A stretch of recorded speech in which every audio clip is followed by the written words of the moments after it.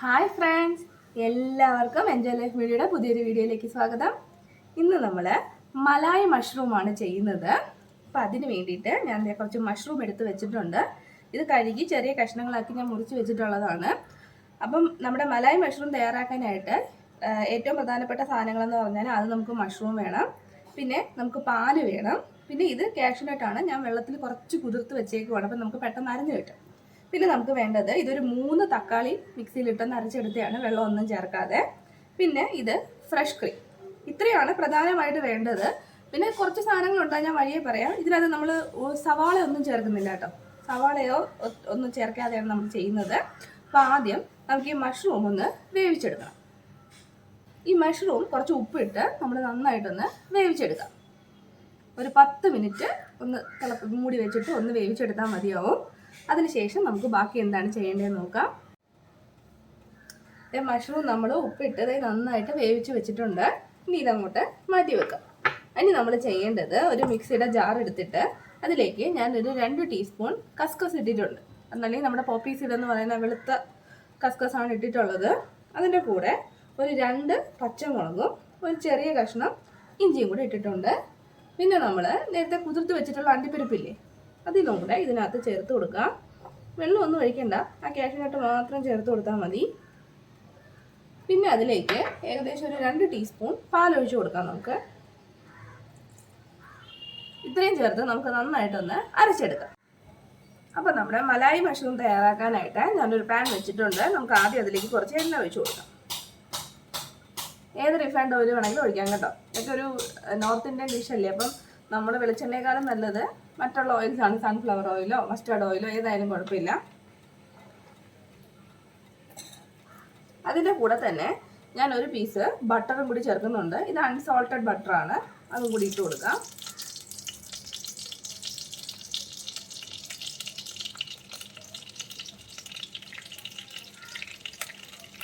അത് നന്നായിട്ടൊന്ന് ഉരുകി വരട്ടെ.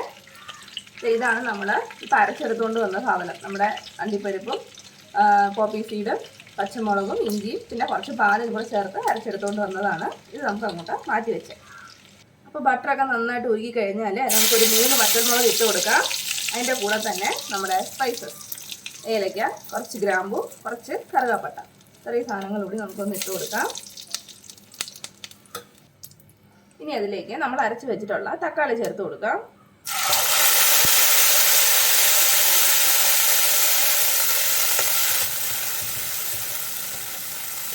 ഈ ടൊമാറ്റോയുടെ വെള്ളമൊക്കെ വറ്റി എണ്ണയൊക്കെ തെളിഞ്ഞ് വരുന്ന ഒരു രീതിയിലാക്കി എടുക്കണം നമുക്ക്.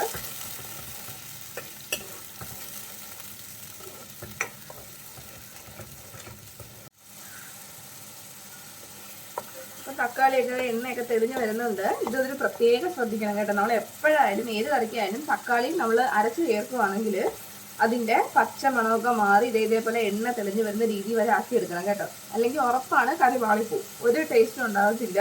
ആ തക്കാളിയുടെ ഒരു പച്ച കുത്തൽ എപ്പോഴും ഉണ്ടാവും. അപ്പോൾ ഈ സാധനം നന്നായിട്ട് ഇതേപോലെ ഒന്ന് വരട്ടിയെടുത്തിട്ട് ശേഷം മാത്രമേ നമ്മൾ ബാക്കിയുള്ള ഇൻഗ്രീഡിയൻസ് ചേർക്കാൻ പാടുള്ളൂ. അപ്പോൾ ഇവിടെ നന്നായിട്ട് എണ്ണയൊക്കെ തെളിഞ്ഞ് വന്നിട്ടുണ്ട്. ഇനി നമുക്കിതിലേക്ക് പൊടികൾ ചേർത്ത് കൊടുക്കാം. അപ്പോൾ പൊടികളെന്ന് പറഞ്ഞാൽ ഞാൻ എടുത്തിട്ടുള്ളത് 1 സ്പൂൺ മല്ലിപ്പൊടി, 1 സ്പൂൺ മുളക് പൊടി, അതേപോലെ ഒരു 1/4 ടീസ്പൂൺ മഞ്ഞൾപ്പൊടി.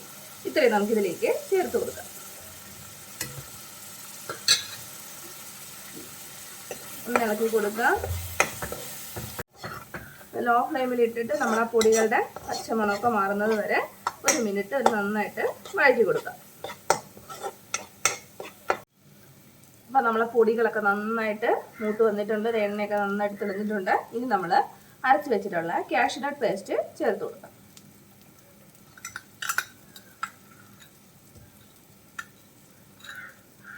നന്നായിട്ടൊന്ന് വഴറ്റി കൊടുക്കാം. ഇതുമായിട്ട് നന്നായിട്ടൊന്ന് മിക്സ് ആവണം.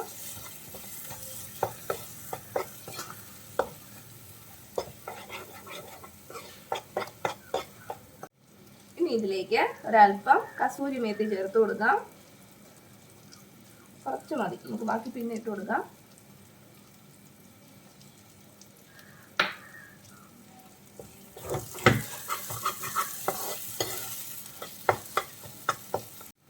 ഇനി ഇതിലേക്ക് ഒരു 1/2 ഗ്ലാസ് പാൽ,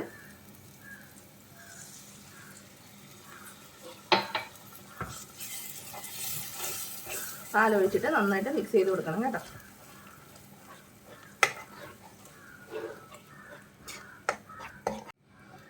നമ്മുടെ ഗ്രേവി ഒരുപാട് തിക്കായി പോവുകയാണെങ്കിൽ കുറച്ച് ചൂടുവെള്ളം ആഡ് ചെയ്ത് കൊടുത്താൽ മതി കേട്ടോ. അപ്പം നമുക്ക് നമ്മുടെ കൺസിസ്റ്റൻസിക്ക് അനുസരിച്ചിട്ട് ലൂസായിട്ട് കിട്ടും. ഇനി ഇതിലേക്ക് ഞാൻ ചേർക്കാൻ പോകുന്നത് ഒരു 1/4 കപ്പോളം, 1/2 കപ്പ് തികച്ചില്ല, ഫ്രഷ് ക്രീമാണ്. അത് നമുക്ക് ചേർത്ത് കൊടുക്കാം.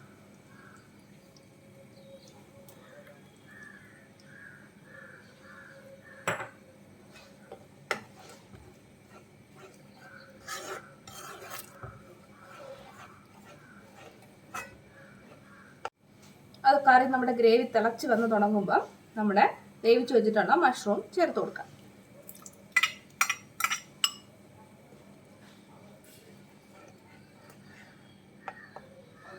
ഇനി മസാലയൊക്കെ മഷ്റൂമിലൊന്ന് പിടിക്കട്ടെ. ഒരു 5 മിനിറ്റ് ഒന്ന് ഇതിനകത്ത് കിടക്കട്ടെ. കാരണം നമ്മൾ വേവിച്ച് വെച്ചേക്കുന്ന മഷ്റൂം അല്ലേ. അല്ലാന്നുണ്ടെങ്കിൽ ഈ സമയത്ത് ചേർത്തിട്ട് നമ്മൾ മൂടി വെച്ച് ഒന്ന് വേവിച്ചെടുക്കണം. ഈ സമയത്ത് നമ്മൾ ആവശ്യത്തിനുള്ള ഉപ്പ് ചേർത്ത് കൊടുക്കാം. നമ്മൾ ഗ്രേവിയിൽ ഉപ്പ് ഇട്ടിട്ടില്ല, മഷ്റൂം മാത്രമേ ഉപ്പ് ചേർത്ത് വേവിച്ചിട്ടുള്ളായിരുന്നു. ഉപ്പൊക്കെ നമ്മൾ ചേർത്ത് കൊടുത്തിട്ടുണ്ട്. ഇനി ഒരു 5-10 മിനിറ്റോളം ഒരു മീഡിയം ലോ ഫ്ലെയിമിൽ നിന്ന് ഇതിനകത്തൊന്ന് തിളക്കട്ടെ. ഇനി ഇതിൻ്റെ ആ പുളിയും എരിവും ഒക്കെ ഒന്ന് ബാലൻസ് ചെയ്യാൻ വേണ്ടിയിട്ട് ഒരല്പം പഞ്ചസാര കൂടി നമുക്ക് ഇട്ട് കൊടുക്കാം. അതിൻ്റെ കൂടെ ലാസ്റ്റ് വീണ്ടും കുറച്ച് കസൂരി മേത്തി. ഇപ്പോൾ നമ്മുടെ മലായി മഷ്റൂം തയ്യാറായിട്ടുണ്ട്. ഇതാണ് കേട്ടോ കറക്റ്റ് ആ ഒരു ടെക്സ്ചർ. കണ്ടോ, അധികം തിക്കുമല്ല, എന്നാൽ വെറും എന്താ പറയുക ലൂസായിട്ട് ഇരിക്കുമല്ല. ആ ഒരു പരുവത്തിൽ വേണം നമ്മൾ എടുക്കാനായിട്ട്. ഇനി നമുക്ക് ഫ്ലെയിം ഓഫ് ചെയ്യാം.